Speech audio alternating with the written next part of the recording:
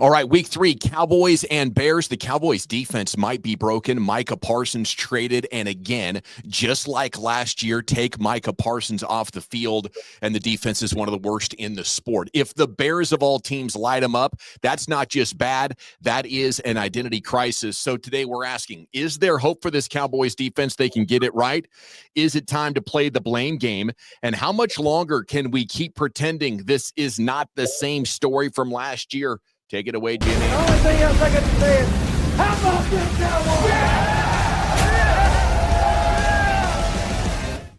All right, welcome into How About Wow. I'm Gavin Dawson from 105.3 The Fan, joined as always by New Bear Lesniewski, the all-academic SEC lineman at Kentucky. How the heck you doing as we go into week 3, brother? Well, I'm anticipating. I get a really big kick when people think you're just a negative Nancy in the comments, and they're just like, damn it, Gavin, if you said one, the next time you say a positive thing will be the first time. Those are my favorite comments to read. Might be a good opportunity to promote our new short series, The Wow Factor, where we look at the best Cowboys plays from game day and rank them 1 to 10. But yeah, I just consider myself a realist. No doubt I am more cynical and more pessimistic than just about anybody in the Dallas Cowboys media, but I'm just being myself, calling it the way I see it. So if you appreciate my at times brutal honesty, go ahead and hit that like button, consider subscribing, and I will be positive when it is, fitting. Undeniable. It's got to be undeniable for you, like completely objective. There's no feeling and emotion. Oh, I love Dak. If Dak plays bad, you're going to talk about it. Absolutely. On that note, let's start with some positives. We go to Brandon Laurie, had some fun here with the Solomon Grundy. Says Solomon Thomas leading all defensive tackles in run stop win rate of 71%. That's next gen stats. And that's something that we saw in training camp. He was kind of getting the best of Tyler Booker. He was giving him hell on the inside, and it was like, wow, what is going on with this dude? I think even though he was a disappointment as the 3rd overall pick, he's a little bit of a late bloomer. Last year with the Jets, he worked with the defensive line coach, Aaron Whitecotton, had the best seasons of his career, and it's just a continuation. Like, I think even if you hadn't gotten Kenny Clark playing a small pairing at defensive tackle with Osa and Solomon Thomas, we would still be pleasantly surprised what this Cowboys interior D-line was putting out there. So that's one of them, and I think right now, you have the best defensive tackle combination with these 3 guys that I've maybe seen since Bill Parcells. Like, this is a 20-year trend of the Cowboys not being able to get this right, but now they have, and it's fascinating because it's almost like an alternate universe. This Cowboys defense has been able to play the pass for a long, long time and always had a massive hole in the middle. Solomon Thomas, Kenny Clark, and Osa doing a hell of a job shoring that up. Well, and let's not forget what we talked about last time. Clark and Osa are ranked in the top 20 in both pass rush win rate for all passing and true passing plays. And then, they kind of take turns being in the top 5 or the top 10, alternately individually. And it's pretty cool to think about what this front could be. And then, oh, by the way, now we're adding a former number 1 overall pick. You called out where Solly went. And what maybe he hasn't done as a late bloomer. How about a guy like Clowney that maybe never hit that crescendo true ceiling moment because of injury, because of scheme, because of team, because of a lot of things. But just 2 years ago was a 9.5 sack guy on a Triple Crown defense who looks like he's still got a lot left in the tank.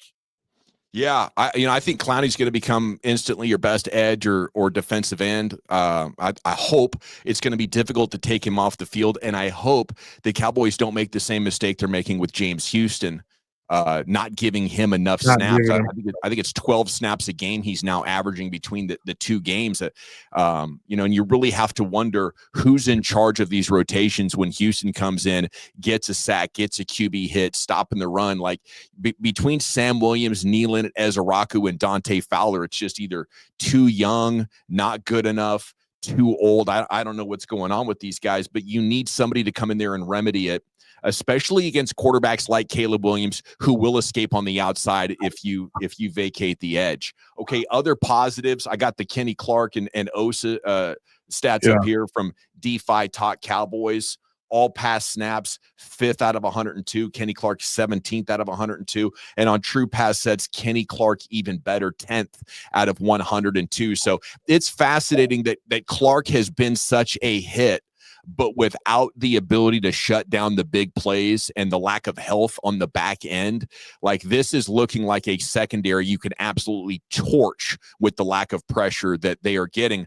You know, Jerry said when they traded Micah, we're going to be able to scheme up pressure. And I think this is where Eberflus really gets under the microscope. Like, you have dudes that are playing well, maybe not all of them, but if you're going to play the same coverages and get the same level of pressure, I think what Russell Wilson did is going to be a fairly common occurrence throughout this season. Yeah. So this is where just to really hammer what we're talking about with some of these numbers. This is where the PFF and the nerds live in a world that is the part that upsets the old school folks. Like, and what I mean by that is, you still got to get home. You can win. You can beat your guy. You got to sack the damn quarterback, because when you talk about like all plays, right? Like the overall scoring rate after a sack, like the touchdown rate is, I think, like 8%. If you get a sack on a drive, out of 100 drives, like 92 of them are going to end in not a touchdown, right? So like when we talk about winning, beating your guy and not getting home, not finishing the deal versus just doing that a couple of times, the numbers are staggering with how much better the point production is for your defense and everything else that goes with it. And then, of course, the win-loss metrics alongside of it. So, you know, when you think about rotations and you think about change and you think about ramp-ups and you think about, you know, all the things that still need to take place. And let's not forget what Overshown's going to add when he returns. Let's not forget that when Revel's back at all, and when Diggs is fully healthy, when Bland is back in the mix, like, it's one thing for, I mean, Eberflus is always a pushing 90% zone defense, right? So 9 out of 10 snaps, the other team knows that they're going to be playing some form of zone, whereas Zimmer was like 70, right? So at least 3 out of 10 snaps, you're going to get some man-to-man. But that doesn't mean that inside of that zone concept, you can't press and then bail, right? And they were doing that early against the Giants, and that was the thing that really is fascinating to think about how some of those coverages got blown late, because if you're not winning, if you're not getting home, you're not affecting the quarterback, and then you're bailing and letting dudes like Malik Neighbors run free, and then you're forcing Dono to think literally on his feet, so he's stuck in the mud, screwed into the turf. Like, there's a lot that can go wrong play to play, even if 96.2% of the time you're playing zone. Yeah, you know, and I think there's big time benefits to playing zone. Like, Eberflus's defense have traditionally stopped the run and they've taken the ball away.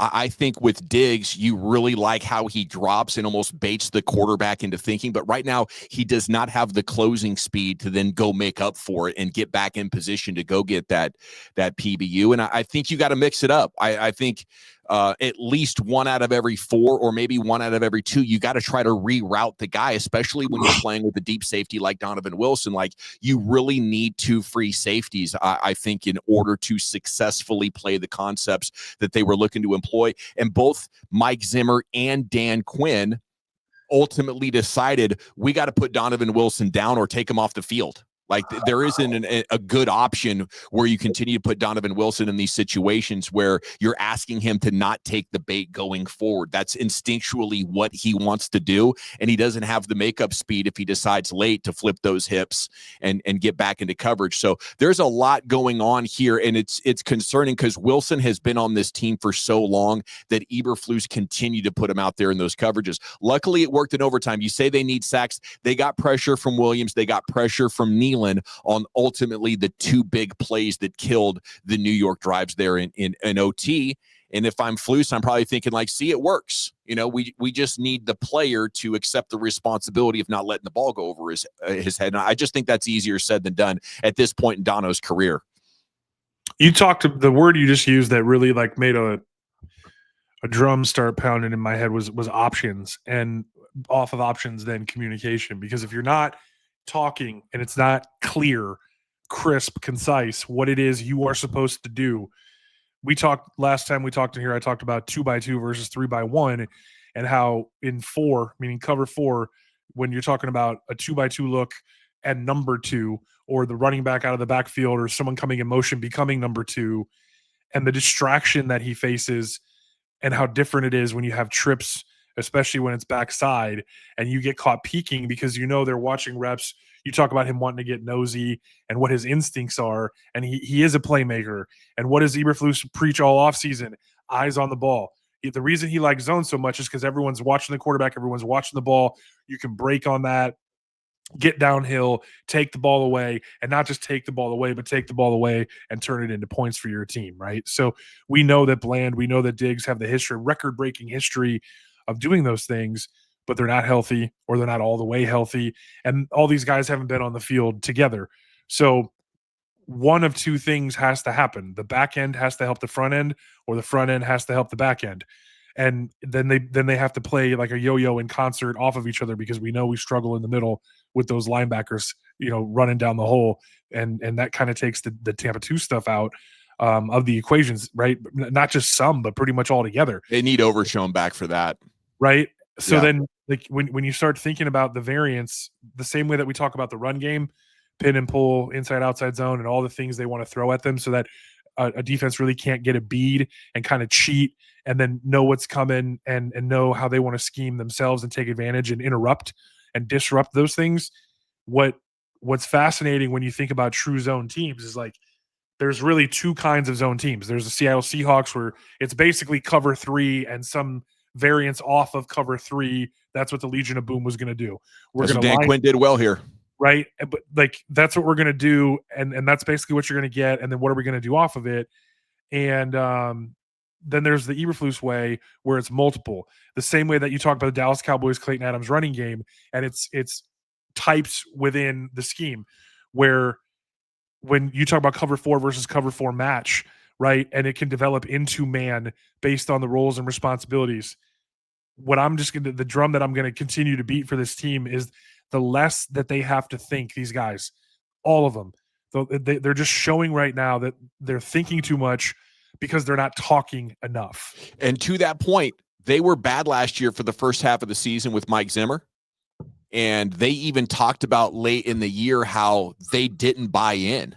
This might be a coachability thing. This might be a learning thing, and you can't play when you're thinking. If you're not reacting like that, it's church. This league is too fast. It's too good. If you're having to think about everything and sort of, go through practice while you're in actual games, you're going to get what you got last week. So, but I'm open-minded to this Matt Eberflus thing. One thing is for sure, it's great that he's not the head coach. Going through Reddit and reading what some of the Bears fans put out there, like, just some of this stuff is insane. The Bears had a 71% chance to win during the game against the Packers that ultimately got them fired and lost. Over the last 3 seasons, they've blown 5 leads with a 90% or higher chance of winning. The odds of losing all 6 of those games are 1 in 68 million. Since 1940, the Bears are 101, 24-2 when they have 0 turnovers on offense and create a takeaway on defense. 3 of those losses have come in the last 3 weeks that led into Eberflus getting fired. And 221 coaches have had 20-plus career games decided by 7 points or fewer. Matt Eberflus's 227 win percentage in those games ranks 221st. Like, he's not a head coach. Is he still a good DC? How much are you looking at Eberflus here as part of the problem? Or are you just putting this on player execution? The best part about Reddit is how readily available the comments are and how readily updated any errors. There are people who just live in Reddit to point out the errors you make and fix them. And what is so funny about the house of horrors that the Chicago Bears were under Eberflus is that it was a comedy of errors, to the tune of the very first comment under the post that you just read some from is literally, these numbers are out of date now because week over week over week, it just got worse. I mean, they went a calendar year without winning a football game. It was brutal. And it was especially bad because there was so much hope at the beginning. And it was especially brutal because of all the ways they mismanaged the cap, all the ways they mismanaged the draft, and the fact that they somehow managed, at least it looks like, to screw up the worst trade in NFL history from the Carolina Panthers and everything that they did or did not do with it. And I just, growing up as a Bears fan, and my whole family's from Chicago, and everything that goes into that kind of suffering, the Cubs finally broke through and they ended the curse. Everyone forgets the White Sox had the most dominant postseason run in modern baseball history in 2005 because nobody cares about the White Sox, right? The Bears organization is so bad. The Bears organization is so bad because at least Wrigley, at least when the Cubs were bad, it's like, no, we're going to play 1:00 games, come day drink and look at the folks in the stands. But Eberflus does a lot of great stuff internally, like his relationships, the way that the players react to him. Yeah, there is a lot of good in there. Was there ever the narrative in Chicago? I mean, I think game management's a big thing, like head coach maybe just not cut out for it. But as far as the install, I think the real reason that it wasn't emo Skarsgård when he had his little Wall Street moment, or I grew a beard and suddenly I became a good coach. Like some of the quippy stuff was actually pretty damn funny. Mm-hmm. The problem was when he would say things like, my defense did this, and basically, say that, he was doing his job and other people weren't, when we know that, nothing happened without him knowing. And unless you really believe that, Trace Armstrong runs that franchise and they only hire coaches and GMs as a package deal because they're all Trace Armstrong guys, which is a whole nother thing to turn. And I don't want to turn this into a Bears pod and be disrespectful to Cowboys fans who maybe don't care about how bad this guy was because he's not a head coach. And the question is about him being a DC. The thing that really, though, just to put a bow on it, that really turned people off was he admitted that he just throws challenge flags after big plays in case there was something. Yeah. I mean, his challenge record was terrible, and then he admitted that he wasn't getting a buzz down from the booth. He's just throwing the flag because he was trying to change momentum and he was hoping, like say Wantaneo, Shawshank escapism. He's 3-29 in challenges. That's insane. He was bad. Yeah. So no, and I do think he basically took hands off the offense. Like going back and looking at the things that he was saying in his last couple of weeks, it feels like maybe the front office said, "Hey, let the offense do their thing." And in the post games, he was like, "Hey, not my job." Yeah, it was really weird. And what you have to go back and look at with those great Colts defenses, and because the numbers were pretty damn good, and they were all pros at all three levels, and they drafted well, and then they made plays, and they produced, and they changed games, and the rankings are all good. The thing I just keep coming back to is 6 out of 7 times top 10 in turnovers, plus I think 2 top 5s and number 2. I mean, these guys, they got to go get and they're stopping the run. And they're stopping the run. And when you get Bland healthy, but I think what we're kind of drilling down on or putting the focus on is he's not going to make chicken salad out of chicken bleep. And that's what he had last year in Chicago. And that might be the Cowboys' defensive talent right now. Well, the Cowboys' talent, I think, as we're looking at this, when they're all healthy, is the picture looks totally different. We may never get that picture. So when what you just said about chicken salad out of chicken shit is really interesting, because part of the problem is, and this is league wide. Like when you go look at what Kevin O'Connell does with, regardless of who the quarterback is, Andy Reid, same thing. Like you go find a way to scheme your guys open for what the guy getting them the ball can do. When you turn that around and you say, okay, well, Micah Parsons isn't here, so we got to adjust. Or Revel's not up and might not be. Overshown, same thing. And Bland goes down and Diggs isn't all the way back. What's going to be really interesting here, I think, if we can be patient, is some of those plays that Diggs got beat on, he punches that ball out. He maybe picks that ball off. He doesn't have that last gasp run in him yet. And when his legs are back, I mean, think about how close he was catching up to Neighbors and punching that ball out. He punches that ball out in week 14, we think, right? He punches that ball out in the playoffs. Now, I'm not saying I want to see him running a ton of press bail outside, give up inside release and run, because he's not, and maybe never was when you start talking about, like, if he's doing that to Jamar Chase, it's going to be a long day, right? If he's doing that to who you're going to see in the second season, it's going to be a long day. But at the same time, when you start talking about eyes on the ball, when you start talking about getting Bland back, when you start talking about Revel stepping into the mix and these guys being able to mix it up, meaning show variants of coverage and coverage types, then the biggest thing when you say you stop the run, right? Stop the run means what? You're putting yourself in passing positions. So you got to do two things. You got to get home and get sacks. We already talked about. If you got eyes on the quarterback, you got to step into some passing lanes. The risks that you take can't be so that you get beat over the top if you don't yourself take the ball the other way. Yeah, I mean, if you blitz and you don't get home, you basically turn every quarterback in the NFL into the All-Pro. You know, here you go, Hall of Famer. And they tried a couple of times. I mean, the thing that I think is frustrating is in the Eagles game, they were not having a lot of success.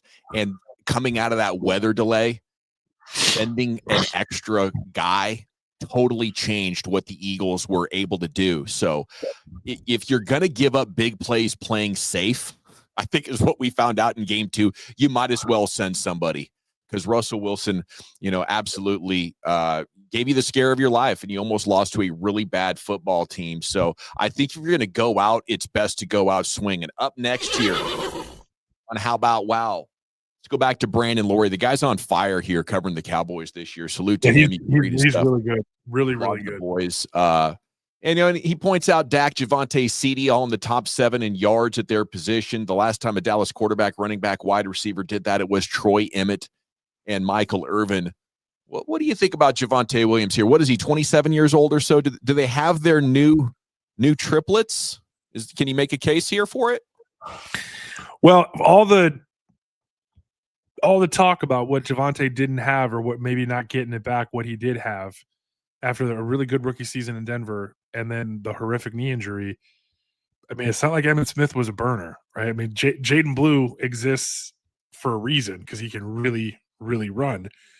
Javonte Williams is a different kind of back. And when you play like that and you talk about vision and contact balance and getting what's there and maybe a little bit more and being able to play on 3 downs and put your face in the fan and keep Dak clean and be a weapon in the receiving game, there's a lot to be said for what's still ahead. And it ain't going to cost them that much. Man, I hope Javonte Williams can maintain this pace. And we'll see. You know, I think by the time we get to the end of, I don't know, maybe mid-October, maybe another month, give me 3 or 4 more games, we'll have a bigger sample size, and some of the defenses they're going to be facing are going to be tougher than what the Giants were able to put out there. But there's no point in his career where he was positive EPA. Like, even his rookie year, Javonte Williams was leaving so much meat on the bone.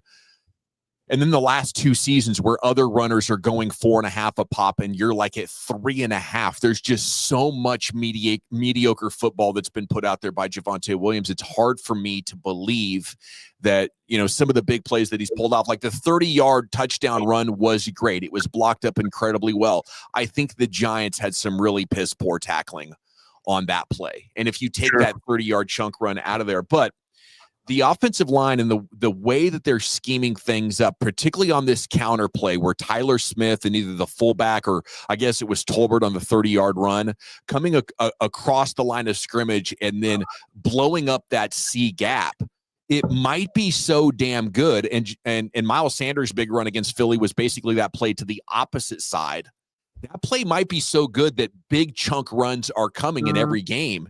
And if those are dependable and part of the equation, if Javonte Williams has found like a late career best case possible situation out of this, why not? I mean, the way that CD and Pickens threaten the defense, I think you're going to continue to get those light box looks. So I'm open-minded to it, but I'm not sold. I think the real triplets might be with the running back that you take in the draft next year if you nail that pick. Or Breece Hall. I'm just going to keep saying Breece Hall. Can I just digress for one small moment? Because I thought this was true. Yeah, this is true. 1991 is the stat, right? This is Laurie's tweets about going back to 1991. Are you aware? Because I was looking at some of the data about our subscribers, our listeners, our fans, and a lot of them are our age and even a little bit older, or your age and even a little bit older. So a certain era of music. Are you aware that 1991, within like 50 days of each other, maybe 60 days of each other.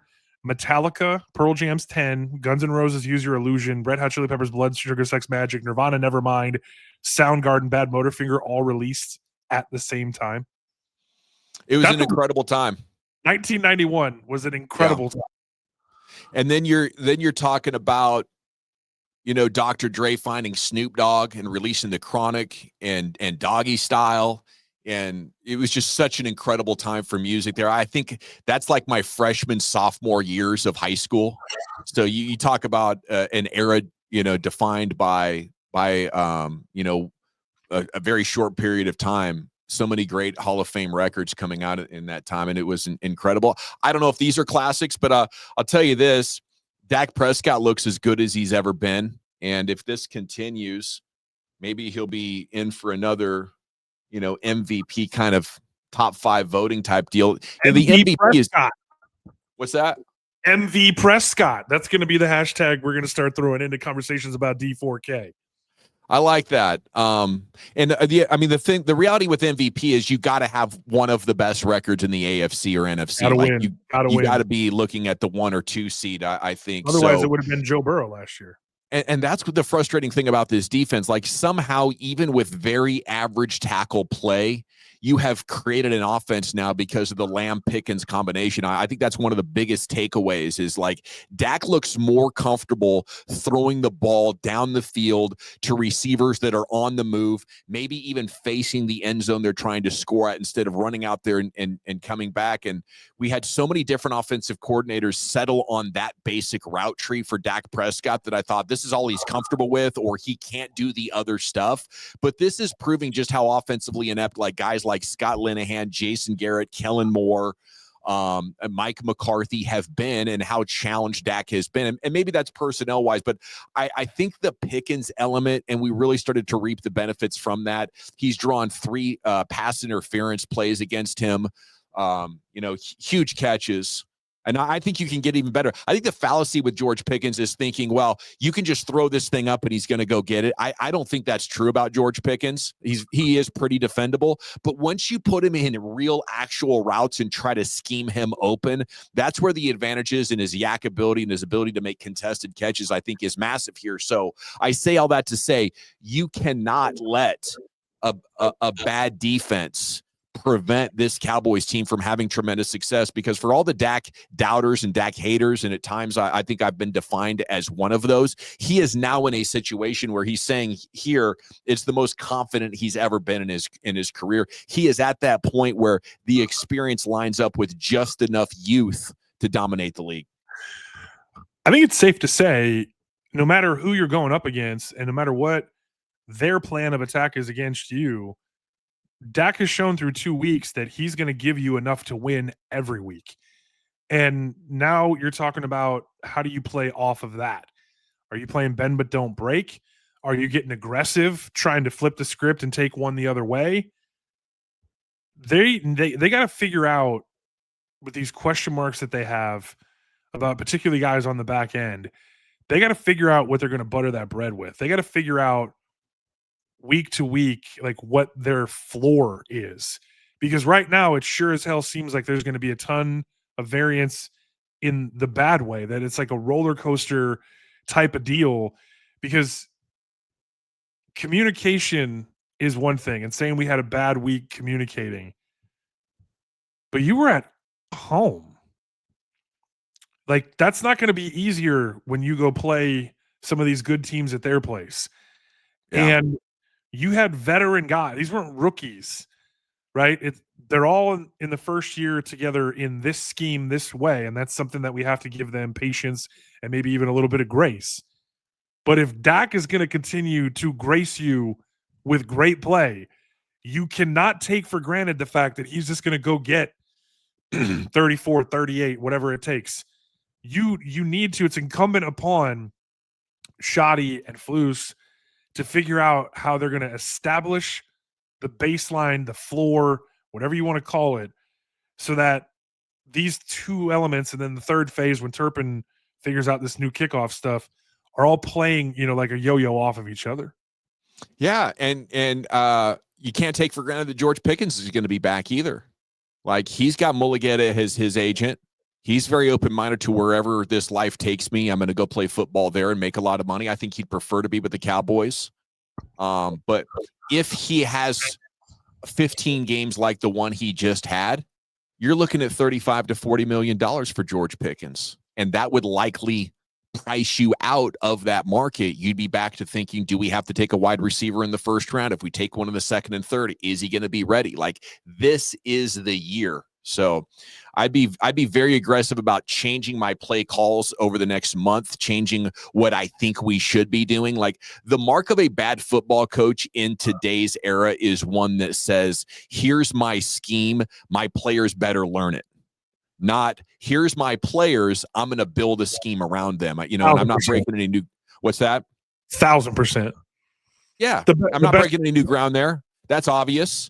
But, if I'm the front office, I'm saying, what are we going to change? Because we got to find out if we can get better results with something else. And if the answer to that is no, as Bland, Revel, Carson come back, and as we get overshown in this mix, if it's still looking rough, we're going to have to be aggressive in the trade market. This might be the last great chance you have to win big with Dak Prescott as your quarterback. And before you say, oh, you can't win with Dak, that's nonsense. Okay, don't even leave a comment down below on why you think I'm wrong there. We have seen significantly lesser quarterbacks make the Super Bowl and win the Super Bowl than Dak Prescott. It's a matter of this front office putting the right players in the roster to give him a fair fight. Like, a supporting cast that has the equal amount or lesser amount of what Dak Prescott has been given to go into battle with hasn't won the Super Bowl. Dak Prescott always arrives with a team that can't run the ball, can't stop the run, and is susceptible to big plays. Well, I mean, any hater, any realist, any cynic, any whatever group or combinations thereof, like you said, you've been a part of those conversations in your 15 plus years and the almost decade of change with what once was a young, unproven man who is now a top 5 quarterback. All the stuff that we were talking about in the preseason about him being down in the teens and so there are 3 or 4 guys. One of them's hurt, and then there's whether or not you believe in Justin Herbert and what he's looked like since he started with Madison Beer, which is my favorite run, my favorite edit on the internet right now is that pregame Game of Thrones looking, fireworks jumbotron, and then he goes out and dices them up just with cuts of Madison Beer. That's my favorite thing. Brandon Wayman, when you watch this show back, just know that I need one of those stat. He's our ace video guy. So Dak's the next guy. Dak is literally the next guy in that conversation right now. When you watch him stand in against the blitz and feather a ball into double coverage that should not work, and he's not doing it because he's late or lazy or wrong in any way. He's doing it because he can put the ball wherever he wants right now. When he's playing on a string with CD and GP, Fergie, and getting anything from this running game. And this offensive line, it'll be interesting to see what it looks like without BB, because they were really starting to play really, really well together and off of each other, being able to be multiple and being able to, you talk about communicate, they sure as shit look like they're on the same page. So there are not a whole lot of questions right now on that side of the ball. And to your point, assuming you get some more of these guys back and assuming any injury luck or any more fumble luck or any of the other things that should go their way based on how the offense not just is capable of playing, but is playing on a week-to-week basis is not enough. Because you're right. There is too much talent and there is too much stuff to go around on this team right now. And you have too many picks now going forward that if you're not super aggressive in the way that you call plays, and if you're not super aggressive in the way that you approach potential trades, you are doing a disservice to everyone who's following this team in 2025. When you're close, you got to go for it. You must strike when the iron is hot. And speaking of that, maybe you got some sports wagering talent. You need an online sports book accessible anywhere in the world.